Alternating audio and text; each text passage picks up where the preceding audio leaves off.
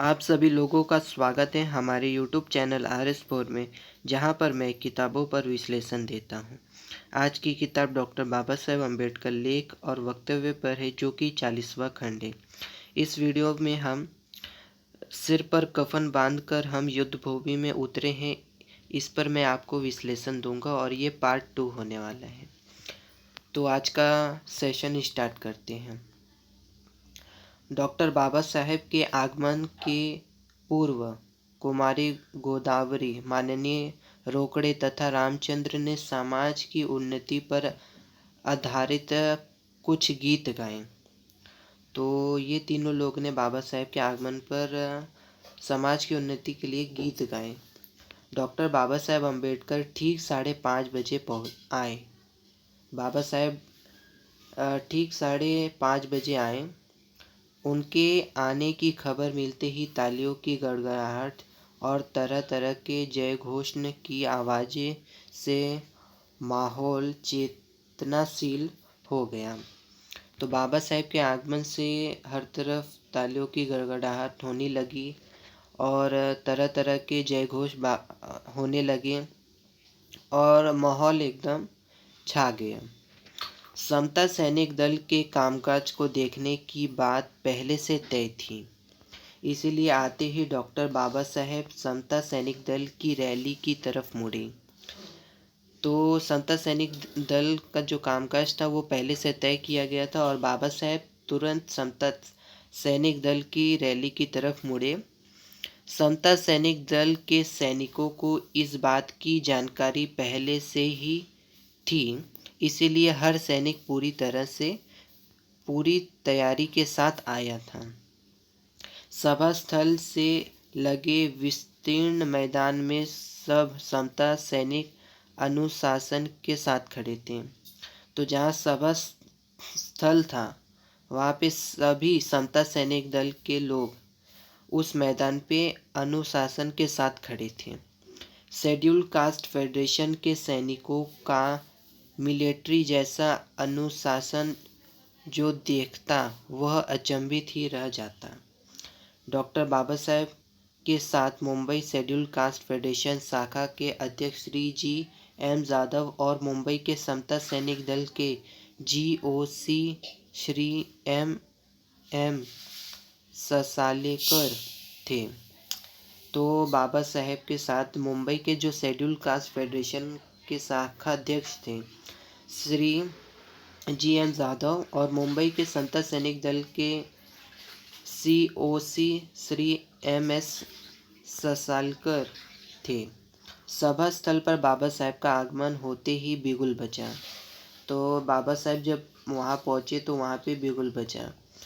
Band बजने के साथ साथ डॉक्टर बाबा साहेब का गार्ड ऑफ ऑनर का सम्मान दिया गया। तो बाबा साहेब को गार्ड ऑफ ऑनर का सम्मान दिया गया। उसके बाद डॉक्टर बाबा साहेब ने समता सैनिक दल का मुआयना किया। तो वहाँ पे बाबा साहेब ने समता सैनिक दल का मुआयना किया। मुआयना करते समय डॉक्टर बाबा साहेब के चेहरे पर संतोष के भाव थे। चलते चलते वह सैनिकों से बातचीत करते, कभी सैनिकों से जानकारी प्राप्त करते थे। तो बाबा साहेब जब चलते थे तो वह सैनिकों से बात करते हुए चलते थे और उनसे जानकारी प्राप्त करते थे।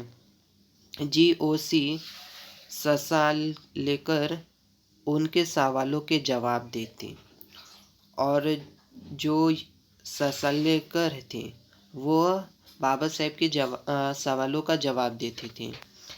इस प्रकार समता सैनिक दल का मुआयना कर डॉक्टर बाबा साहेब मंच पर विराजमान हुए। तो समता सैनिक दल का मुआयना करते हुए बाबा साहेब मंच पर विराजमान हुए, वहाँ पर बैठे। एक बार फिर तालियों की गड़गड़ाहट हुई। फिर से एक बार तालियों की गड़गड़ाहट हुई। डॉक्टर बाबा साहेब जब अपनी जगह पर विराजमान हुए तब GOC ससालेकर ने समता सैनिक दल की प्रतिज्ञा पढ़कर सुनाई, जो हर सैनिक को समता सैनिक दल में शामिल होते समय लेनी पड़ती है। जब बाबा साहेब अम्बेडकर विराजमान हुए तब ससालेकर ने समता सैनिक दल का एक प्रतिज्ञा पत्र था वो पढ़कर सुनाया, जो हर समता सैनिक दल जब शामिल होता है तो उसे वह पढ़ना पड़ता है, प्रतिज्ञा लेनी पड़ती है। मुंबई और उपनगर शेड्यूल कास्ट फेडरेशन शाखा के अध्यक्ष श्री जी एम जाधव बनाम मडके बुवा ने डॉक्टर बाबा साहेब को पुष्पमाला अर्पण कर स्वागत किया। तो जाधव ने डॉक्टर बाबा साहेब अम्बेडकर को पुष्पमाला अर्पण किया। लोगों ने तालियों की गड़गड़ाहट कर उनका साथ दिया। उसके बाद नायगांव के महाराष्ट्र अमर्चर्स पार्टी के छोटे बच्चों द्वारा मुंबई में लोकप्रिय गीत चल चल रे दलित वीरा मीठे सुरों में प्रस्तुत किया। तो छोटे बच्चों ने लोकप्रिय गीत गाया चल चल रे दलित वीरा, बाबा साहेब के सामने प्रस्तुत किया। तब तक बाहर बड़ी भीड़ इकट्ठा हो चुकी थी। डॉक्टर बाबा साहेब ने सबको पंडाल में दाखिल होने को कहा। बाबा साहेब ने सभी लोगों को पंडाल में आने के लिए कहा। सुनते ही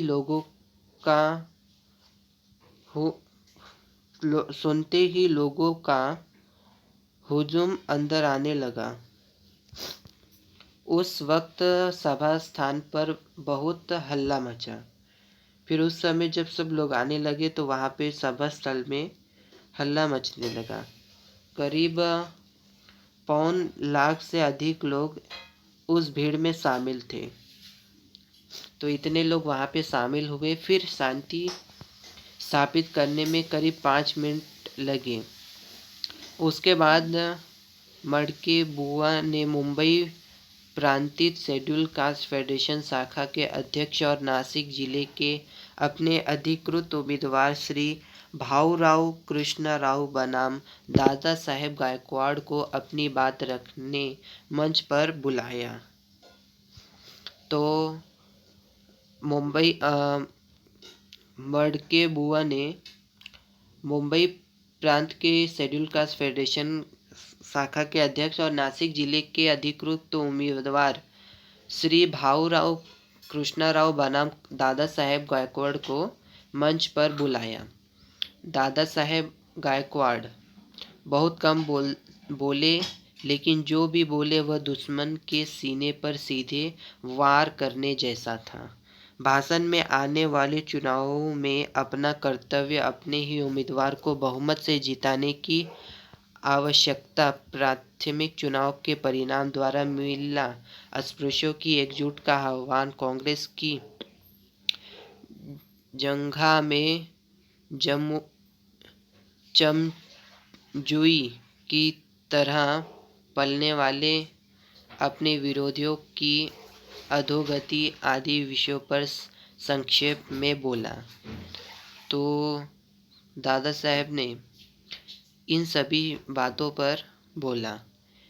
पिछले हफ्ते मद्रास में गांधी ने अस्पृश्यों के स्वाभिमान को कुरेदने वाले जो अपमानजनक बात कही, उसके बारे में उन्होंने खूब बुरा भला सुनाया। तो पिछले हफ्ते जो मद्रास में गांधी जी अस्पृश्यों के स्वाभिमान को कुरेदने वाले अपमानजनक बातें कर रहे थे, तो उसके लिए उन्होंने बुरा भला सुनाया। उसके बाद थैली अर्पण करने का समारोह हुआ। तो उसके बाद उनके बोलने के बाद थैली अर्पण का समारोह शुरू किया गया। श्री मडके बुआ ने डॉक्टर बाबा साहेब को 17,000 रुपये की थैली अर्पण की।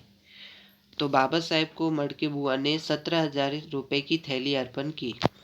उस समय तालियों की गड़गड़ाहट से पूरा जमीन आसमान गूंज उठा।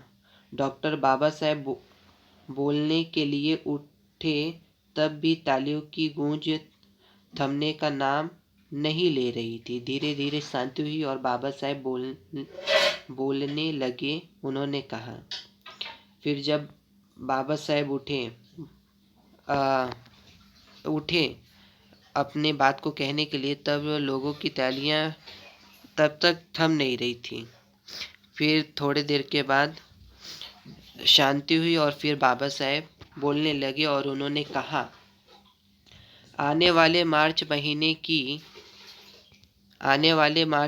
की 11 तारीख को मुंबई असेंबली के जो चुनाव होने जा रहे हैं, तब आपको क्या कर्तव्य होगा यह बताने के लिए आज इस सभा का आयोजन किया गया है। जो आने वाला जो 11 तारीख मार्च महीने की मुंबई असेंबली का चुनाव होने वाला है, आप लोगों का क्या कर्तव्य है उसके लिए यह कार्यक्रम आयोजन किया गया है, यह सभा आयोजन किया गया है। पिछले 2 दिनों में मैंने खाने पीने की फिक्र किए बगैर 200 मील की यात्रा की, इसलिए मैं बहुत थक गया हूँ। बाबा साहेब कह रहे हैं कि 2 दिन से मैंने खाने पीने की फिक्र नहीं की और मैं 200 मील यात्रा कर पहुंचा और मैं ज़्यादा थक गया हूँ, इसलिए आज मैं आपके सामने थोड़ा ही बोलने वाला हूँ। इस बारे में आप बुरा ना माने। तो बाबा साहेब कह रहे हैं कि यहाँ पे कि मैं आज थोड़ा ही बोलने वाला हूँ, इसके लिए आप बुरा ना माने। अब ये जो चुनाव होने जा रहे हैं उनके बारे में आप बिल्कुल निराश ना हो। यह एक संग्राम है। बाबा साहेब कह रही हैं यह चुनाव एक संग्राम है, इसके लिए आप बिल्कुल निराश मत होइए। यह हमारी आज़ादी का आखिरी संग्राम है। कुरुक्षेत्र पर कौरव पांडव के बीच हुए युद्ध की तरह ही हमारी आज की यह लड़ाई है। कुरुक्षेत्र पे जैसे कौरव पांडव का युद्ध हुआ, उसी तरह यह लड़ाई भी हमारी उसी लड़ाई की तरह है। महाभारत में कहा है कि कौरव पांडव की सेनाएं जब युद्ध क्षेत्र में आमने सामने हुई, तब अर्जुन अजीब पशोपेश में था। महाभारत में ऐसा कहा गया है कि जब युद्ध क्षेत्र में कौरव पांडव अपने आमने सामने थे, तब अर्जुन अजीब पशोपेश में था। लड़ाई कैसे की जाए, कौन सा पेंच उठाया जाए, विरोधी पक्ष पर हमला कैसे करें आदि विषयों के बारे में सोचने के बजाय आत्मा यानी क्या आदि विषयों के बारे में अर्जुन कृष्ण से सवाल पूछ रहा था। कि बाबा साहेब कह रहे हैं कि लड़ाई कैसे जीती जाए, कौन सा पेज लड़ाया जाए, विरोधी पक्ष पर हमला कैसे करा जाए, इन सभी सवालों को छोड़ के वह कृष्ण से ये पूछ रहे हैं कि आत्मा यानी क्या होता है। युद्ध के क्षेत्र में इस प्रकार के सवाल पूछना मूर्खता है। बाबा साहेब कह रहे हैं कि युद्ध के क्षेत्र में ऐसा सवाल पूछना किसी मूर्ख से मूर्खता की बात है। मुझे शक है कि इस प्रकार का कोई प्रसंग घटित भी हुआ हो। कि बाबा साहेब को शक है कि पता नहीं ऐसा प्रसंग मतलब ऐसी स्थिति शायद उत्पन्न भी हुई होगी। भगवत गीता में श्री कृष्ण द्वारा कहा हुआ संग्राम समय का कहकर जो बार बार इसी विषय का वर्णन किया गया है, वैसा अगर आज के युग में कोई करना चाहे तो उसे मूर्खों में ही गिना जाएगा। तो बाबा साहेब कह रहे हैं कि भगवत गीता में श्री कृष्ण द्वारा कहा गया है संग्राम समय का है। अगर इस विषय को अगर आज के युग में हमने इस्तेमाल किया तो बाबा साहेब कहते हैं कि उन लोगों को मूर्खों में ही गिना जाएगा। पिछले 20 सालों में मैं आपको अपने उद्देश्य को साध्य करने के मार्ग के बारे में बता रहा हूँ। कि मैं पिछले 20 सालों में अपने जो उपदेश है मैं आप लोगों को बता रहा हूँ चलने के लिए। मुझे यकीन है कि उसी उद्देश्य की पूर्ति के लिए आप पूरी तरह संगठित होंगे। कि बाबा साहेब कह रहे हैं कि जो विचार मैंने दिए हैं, जो उद्देश्य दिए हैं, उसके लिए आप सभी लोग एक साथ संगठित रहेंगे। आज मैं पिछला पार्ट बिना दोहराए आने वाली 11 तारीख को हमारा क्या कर्तव्य होगा, इस विषय को केंद्रित कर बोलने वाला हूँ। तो मैं जो पिछला पार्ट है उसको बिना दोहराए, जो आने वाली चुनाव की तारीख है 11 तारीख को, उसमें आपका कर्तव्य क्या है उसके बारे में आपको मैं बताने जा रहा हूँ। पिछले चुनाव के समय प्रतिपक्ष से हमारा आमने सामने सामना नहीं हुआ था। जितने हम आज संगठित हैं उतना तब हम संगठित भी नहीं थे, लेकिन आज हमारी शक्ति बहुत बढ़ गई। पिछली बार जितना हम संगठित नहीं हुए थे उतना आज हम संगठित हुए हैं और आज हमारी शक्ति बहुत बढ़ गई है, ऐसा बाबा साहेब कहते हैं। यह देखकर दुश्मन के होश उड़ने लगे हैं। हाल ही में मुंबई में हुए हमारे प्राथमिक चुनाव के दौरान कांग्रेस के लोगों ने अपने वीर चोखाजी गांगुटे की हत्या की। हाल में मुंबई में हुए प्राथमिक चुनाव के दौरान जो कांग्रेस के अपने वीर चोखाजी गांगुटे थे, उनकी हत्या की उन्होंने। मुझे पता चला कि शहीद चोखाजी गांगुटे के शरीर पर दुश्मन द्वारा धारदार हथियारों के किए गए जख्मों के 21 निशान थे। बाबा साहेब कहते हैं कि मुझे पता चला है जो शहीद चोखाजी गांगुटे थे उनके शरीर पे धारदार हथियार से 21 बार वार किया गया है। इसी शहीद की शव यात्रा में शामिल हुई भारी भीड़ पर पुलिस ने लाठियां चलाई और उसमें हमारा दूसरा वीर रामचंद्र कांबले शहीद हुआ। और इस शहीद चोखाजी गांगुटे का जो शहीद शव यात्रा में जितनी भीड़ जुटी थी उस पे पुलिस ने लाठीचार्ज किया और उसमें हमारा जो दूसरा वीर था रामचंद्र कांबले, वो भी शहीद हुआ। कईयों को गंभीर चोटें आई। नागपुर में हमारे गजभिये और वासनिक इन दोनों वीरों की बलि चढ़ी। तो नागपुर में ये दोनों वीरों की बलि चढ़ी। कुछ दिन पूर्व सतारा में भी हमारी सभा पर कांग्रेस के लोगों ने पत्थर फेंके। कि कुछ दिन पूर्व सतारा में जो हमारा सभा था वहाँ के कांग्रेस के लोगों ने पत्थर फेंकी। सौभाग्य से हमारे लोग घायल नहीं हुए। सौभाग्य से हमारे लोग घायल नहीं हुए और उनके लोग लहूलुहान हुए। तो बाबा साहेब यहाँ कह रहे हैं कि सतारा में कांग्रेस के लोगों ने पत्थर फेंका और उसकी वजह से हमारे लोग घायल नहीं हुए, लेकिन उनके लोग लहूलुहान हो गए। तो आज का वीडियो यहीं समाप्त करते हैं। अगला वीडियो इसी विषय को आगे ले जाना है। तब तक के लिए धन्यवाद।